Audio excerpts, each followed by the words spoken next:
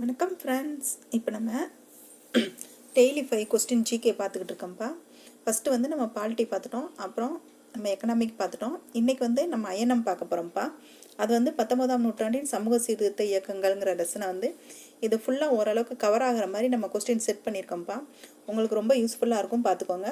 நம்ம daily Sunday வந்து நம்ம டெலகிராமில் டெஸ்ட் வச்சுக்கிட்டு இருக்கோம். டெலகிராமில் டெஸ்ட்டை வந்து நம்ம பிடிஎஃபாக கொடுத்துருவோம், ப்ளஸ் ஆன்சர் எக்ஸ்ப்ளனேஷன் வந்து நம்ம யூடியூப்பில் வீடியோவாக கொடுத்துருவோம்.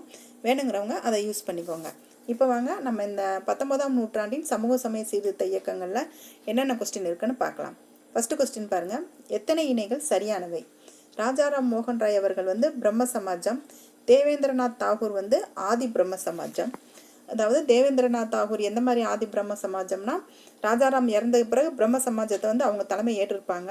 கேசவ சந்திர சென் வந்து அவங்ககிட்ட வந்து அதுலேருந்து பிரிஞ்சு போய் இந்திய பிரம்ம சமாஜம் அப்படின்னு அவங்க ஆரம்பித்தோன்னா, தேவேந்திரநாத் வந்து இந்த பிரம்ம சமாஜத்தை ஆதி பிரம்ம சமாஜம் அப்படின்னு பேர் மாற்றி அதை கொண்டு போயிருப்பாங்க. அதை காரணத்துக்காக ஆதி பிரம்ம சமாஜம்னு இங்கே கொடுத்துருக்கு. நெக்ஸ்ட் பாருங்கள். பிரார்த்தனை சமாஜம் ஆத்மராங் பாண்டுரன், தயானந்த சரஸ்வதி, ஆரிய சமாஜம், பிரம்மஞான சபை, மேடம் பிளாவஸ்கி, ஹெச்எஸ் ஆல்காட். இது எல்லாமே எப்படி எளிமையாக ஞாபகம் வச்சுக்கணுங்கிற டீட்டெயில் வீடியோ வந்து நம்ம யூடியூப்பில் இருக்குது, நீங்கள் பார்த்துக்கோங்க. இதில் வந்து எல்லா இணைகளுமே சரி, அனைத்தும் சரி. நெக்ஸ்ட்டு பாருங்கள். தவறான இணையை காண்க.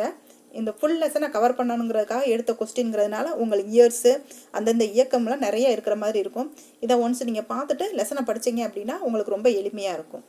திராவிட மகாஜன சபை அப்படிங்கிறத அயோத்திதாசர் வந்து எப்போ தொடங்கினாங்கன்னா 1885 தொடங்கினது அயோத்திதாசர். ராமலிங்க சுவாமிகள் வந்து 1865 சமரச வேத சன்மார்க்க சங்கம் அப்படிங்கிறத தொடங்கினாங்க.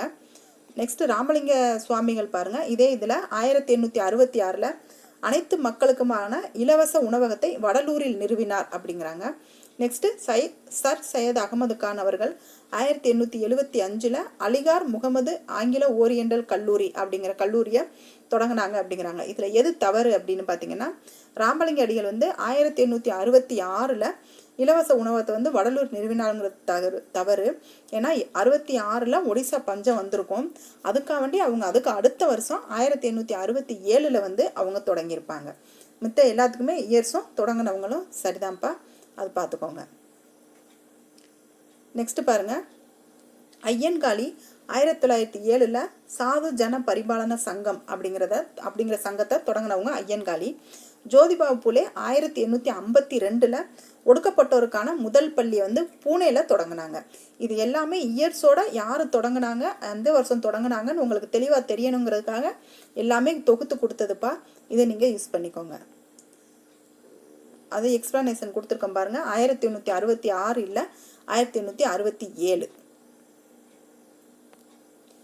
தவறான கூற்றை தேர்ந்தெடுக்க சொல்லியிருக்காங்க.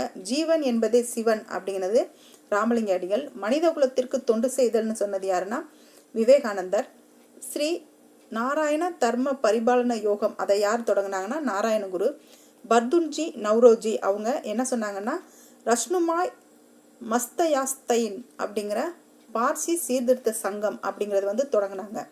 இதில் வந்து எது தவறு அப்படின்னு கேட்டிங்கன்னா, ஜீவன் என்பதே சிவன் அப்படின்னு சொன்னது யார் அப்படின்னா ராமகிருஷ்ண பரமஹம்சர் அவர்கள்.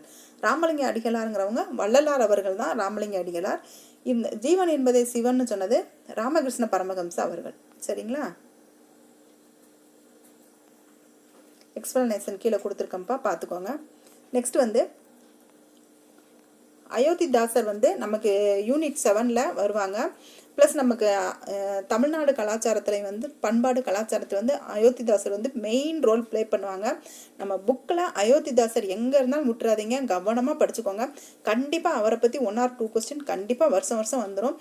இந்த வருஷமும் கண்டிப்பாக எக்ஸ்பெக்ட் பண்ணலாம்ப்பா. அதனால் அயோத்திதாசரை பற்றி நீங்கள் ஃபுல்லாக தெரிஞ்சுக்கணுங்கிறக்காக இந்த கொஸ்டின் எடுத்தது. இதை பாருங்கள்.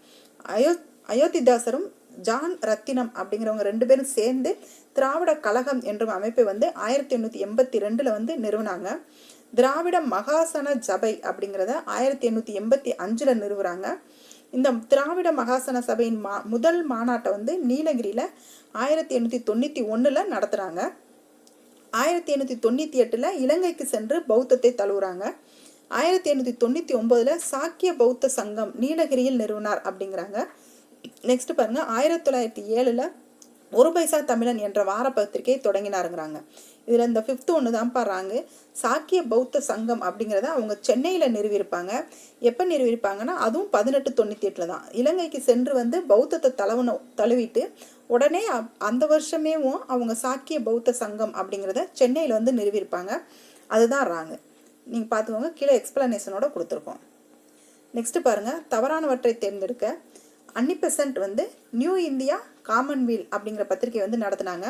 ஜோதிபா பூலே வந்து குலாம்கிரி அடிமைத்தனம் அப்படிங்கிற நூலை வந்து எழுதினாங்க. சுத்தி இயக்கத்தை கொண்டு போனது யாருன்னு பார்த்தீங்கன்னா தயானந்த சரஸ்வதி அவர்கள். நவீன வங்காள உரைநடையின் முன்னோடி யாருன்னா ராஜாராம் மோகன் ராய்ன்னு கொடுத்துருக்காங்க. இதில் ராஜாராம் மோகன் ராய்ங்கிறது தவறுப்பா. ஏன்னா நவீன வங்காள உரைநடையின் முன்னோடி யாருன்னா ஈஸ்வர சந்திர வித்யாசாகர் அவர்கள் தான். எக்ஸ்பிளனேஷன் உங்களுக்கு ஏன் தவறு, எதனால சரி அப்படிங்கிறதுலாம் உங்களுக்கு டீட்டெயிலாக இதில் கொடுத்துருக்கோம். நாளைக்கு வந்து நம்ம ஹிஸ்ட்ரி லெசன் பார்க்கலாம்ப்பா. தேங்க்யூ.